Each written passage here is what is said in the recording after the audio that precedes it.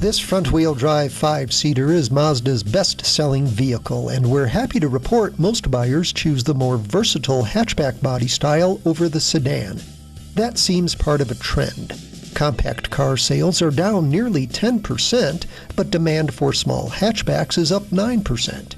In fact, Honda has introduced a hatchback version of its 2017 Civic, and Chevy's adding one to the Cruze lineup. They join a range of rivals, making things far more competitive in this interesting segment.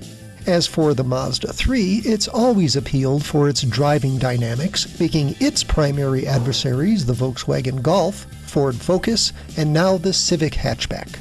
Styling has been a strong suit too.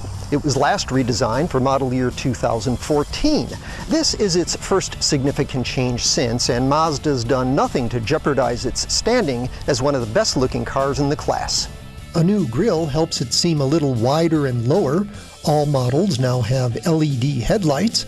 Hatchbacks get a reshaped rear fascia, and the 18-inch wheels on the volume-selling Touring and top-line Grand Touring have a new look. Mazda simplifies the lineup too. It does away with I and S designations and makes the larger of the two available engines standard in Grand Touring models and optional for touring hatchbacks. The interior has always been a welcoming driving environment, and it's been spiffed up too. An electric button replaces the parking brake lever, door map pockets are usefully larger, metal tone plastic upgrades some trim, and all models get a new steering wheel with a tidier airbag housing and a more efficient button design. The Grand Touring is now available with a heated steering wheel, a first for the Mazda 3. The control layout remains orderly and easy to understand. Touring and Grand Touring models put the tachometer dead ahead, just like in real sports cars.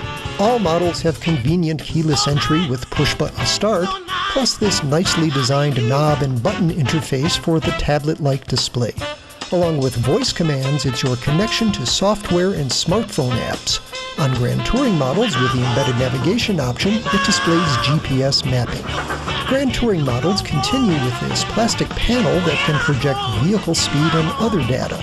You still can't retract it, but its graphics are crisper now and can include speed limit and other traffic signs. Mazda also addresses two shortfalls of the previous three. More sound deadening makes it quieter, and suspension tweaks help it absorb bumps with less jolting. Interior space is a little above average for the class, though taller folks might wish the rear cushion provided more thigh support. The sedan's trunk is smaller than that of most rivals. Hatchback cargo room is about average. The attraction here has always been how the Mazda 3 drives, and that still helps distinguish it in this class. For all-out acceleration, it can't compete with the hot rods of the segment, the Golf GTI and R, the Focus ST and RS, and the Subaru WRX and STI. And the comparison won't look any better once the 300 horsepower Civic Type R arrives. Sport and touring versions with the 2-liter engine are a little faster than entry-level models of most rivals, which tend to have less power but better fuel economy.